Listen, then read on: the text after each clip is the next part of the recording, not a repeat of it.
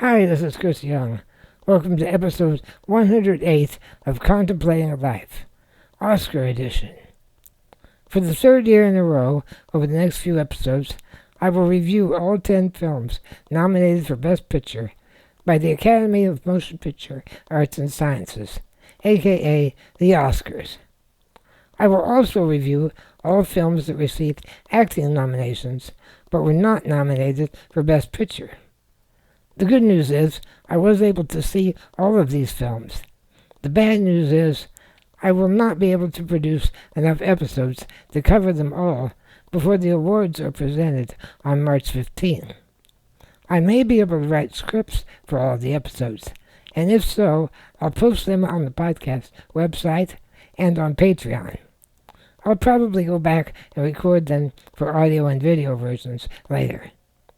Unlike previous years, there will not be loads of video clips and still images in the YouTube version. I really enjoy including such clips, but it takes a lot of time to edit, and I just don't have the time. Of the 10 Best Picture nominees, only one of the films left me flat. I would not have nominated it for any awards. Another one I thought was amazing, right up till the ending. That ending ruined the experience for me. But I greatly enjoyed the remaining 8 films. To bring you up to speed on some terminology, the Golden Globe Awards were presented by the Hollywood Foreign Press Association on January 11. The British Academy of Film and Television Arts, or BAFTA Awards, were presented on February 22nd. The Actor Awards, formerly known as the Screen Actors Guild Awards, were presented on March 1st.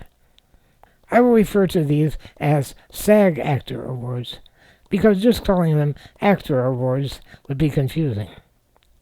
Additionally, the Internet Movie Database, or IMDb, reports dozens of other minor awards, most of which you or I never heard of. I'll report the IMDb's total nominations and wins, even if they're for obscure awards. Also, any box office estimates we report are from IMDb. With that terminology business out of the way, let's get on to the reviews. I don't know if I'm good at seeing patterns where none exist, or if once again this year's films can be grouped into specific categories or themes. A pair of dramas about men whose work takes them away from home. A group of films about the battle for justice against fascism and corruption. All of the above explore the struggle to maintain family connections amid these pursuits. There are 2 stories of obsessively driven sports competitors who are the best in their fields. We have a pair of bizarre, surrealistic stories about mental illness. And finally, in this episode, we explore 3 phenomenal horror stories, one of which set the record for the most Oscar nominations for a single film. The title of this episode is Something Wicked This Way Comes. This is a quote from Shakespeare's Macbeth, Act 4, Scene 1.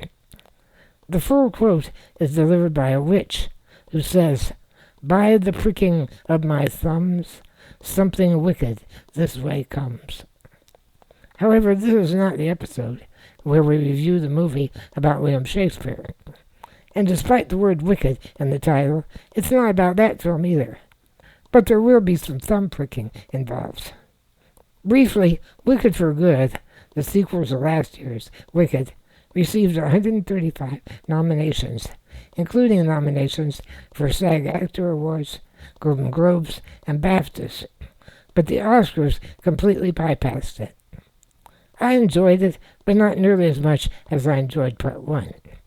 You may recall last year, Part 1 inspired an entire series of episodes exploring my fandom for fantasy films. This one was okay, but it didn't affect me as much as the original. So, what are we talking about in this episode? Well, let's start with the reimagining of what many claim to be the very first science fiction story ever written, Frankenstein. The film was written and directed by Guillermo del Toro, based on Mary Shelley's classic story. My first question was, do we really need another Frankenstein movie? According to Wikipedia, as of January 2026, there's a body of 469 known feature films, 236 short films, 93 TV series, and 493 TV episodes that feature some interpretation or version of the character of Frankenstein's monster. This was first created by Mary Shelley in her 1818 novel Frankenstein, or The Modern Prometheus. I've included a link to Wikipedia's list of films featuring Frankenstein's monster. In this version, Oscar Isaac plays Victor Frankenstein, who is believably obsessed to the point of abandoning morality, yet avoids the sort of over-the-top manic portrayals we've seen in other versions of the story. The creature is magnificently portrayed by 6'5" tall Jacob Elordi, who is nominated for a supporting actor Oscar that is well deserved. His portrayal is of a creature who is initially enslaved by his maker, escapes, and goes on a quest for revenge against that maker for creating him in such an awful state. My best estimate is that I only read parts of the original story sometime in 1973. That year, there was a made-for-TV movie called Frankenstein, The True Story. No, they weren't implying that this was a true story, but that this was the most true to the original Mary Shelley work. It wasn't what I was expecting, so I went to the library, checked out the original, and only got a few pages in before I realized the TV movie was nothing like the original novel. I don't recall if I ever read the entire book. Once I realized how bogus the TV version was, I'd proved my point. Now, in the first draft of this podcast, I incorrectly identified this true story as another made-for-TV film from 1992, with the tagline, "The legend has been told for generations, but the real story is most horrifying of all." I don't know how accurate that version was. I'm pretty sure the one I remembered was from 1973, because I was routinely going to the library in those days, and I wasn't in 1992. Anyway, but from what I recall of that reading, and from reviewing a plot summary of the original work on Wikipedia, this version is a hell of a lot closer to Shelley's story than any other version I've seen. My one initial disappointment in this latest retelling was the absence of Frankenstein's hunchbacked assistant, Igor. A Google search informed me that that character is not in the original novel. I linked a Wikipedia article that explains the origin of the character, sometimes called Fritz, other times called Yigor with a Y, and how this character became fixed in our imaginations. It's fascinating reading. The creature has a slightly more supernatural inability to be killed than I would have liked, especially given that the overall feeling of the film was not supernatural. Well, that is beyond the premise that the doctor was able to reanimate a stitched-together corpse. Overall, I enjoyed it. I can recommend it.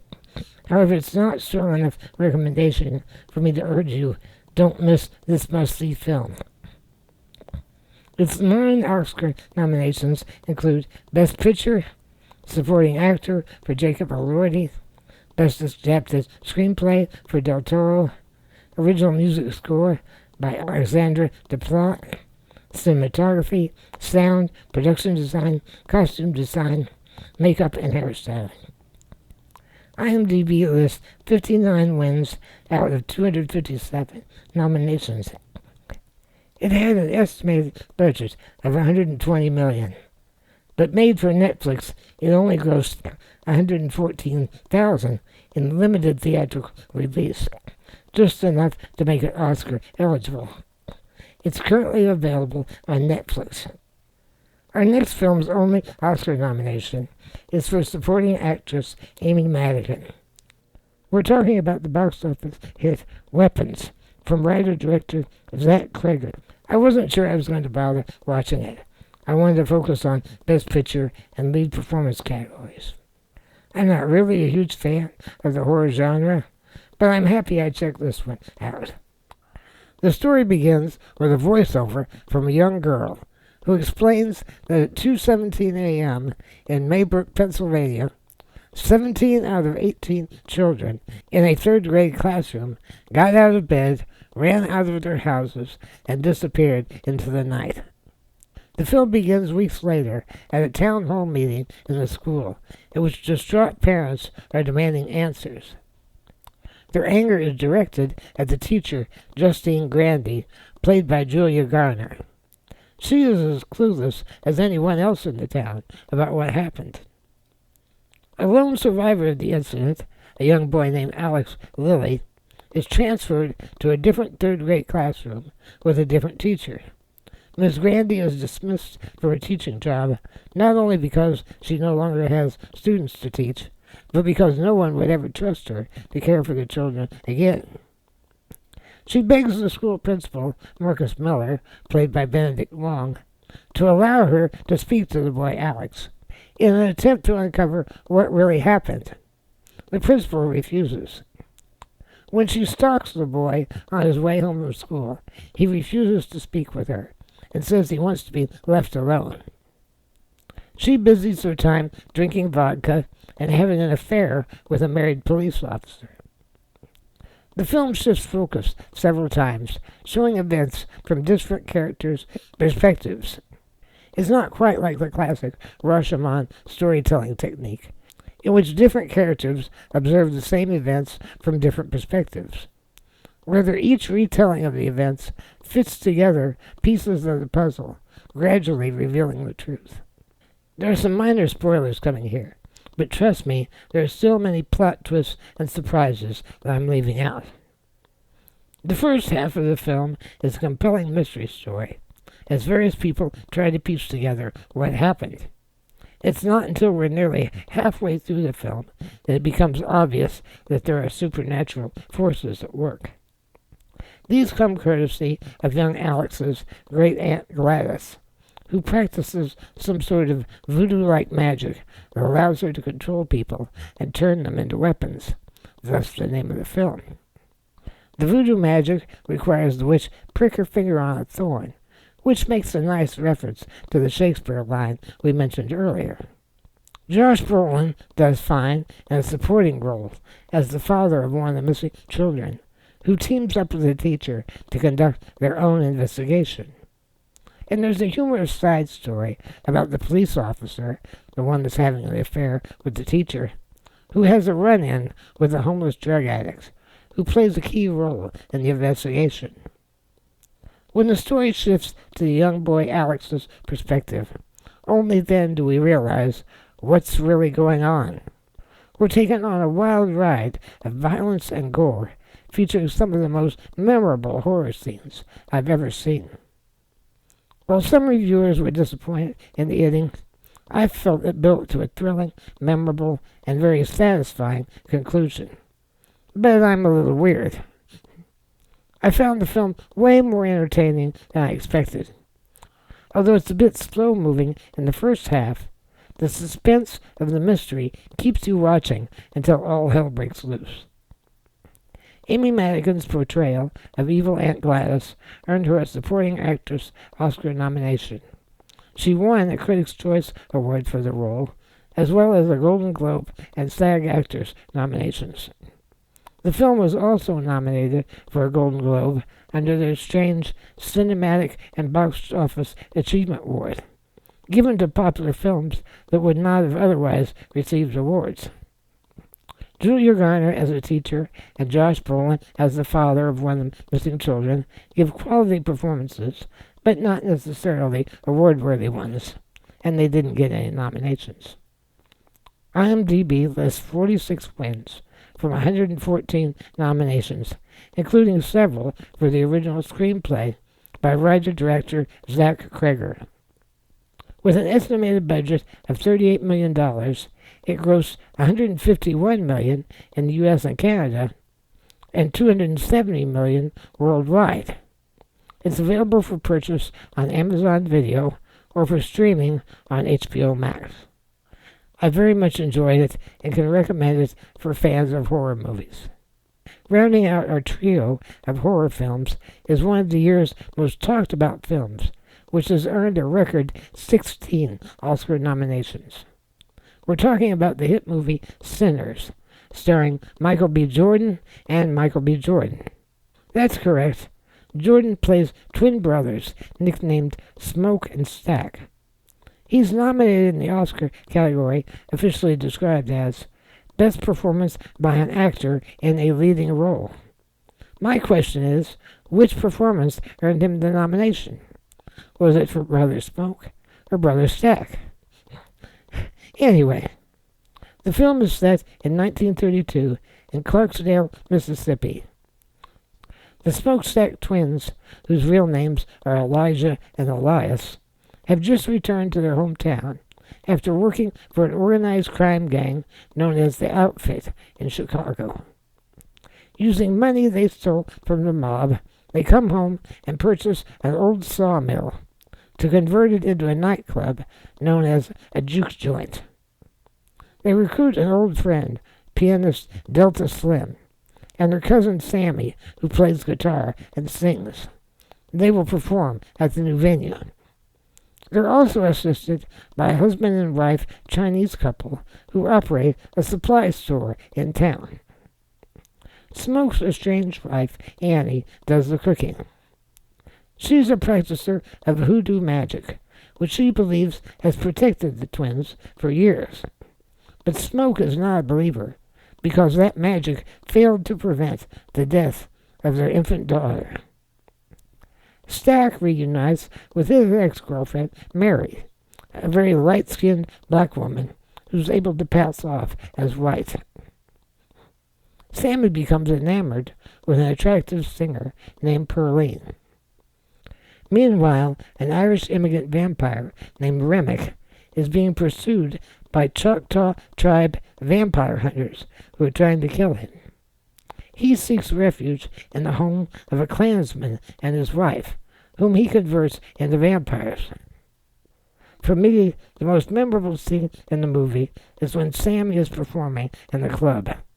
And his music is so powerful that it attracts the spirits of performers past, present, and future.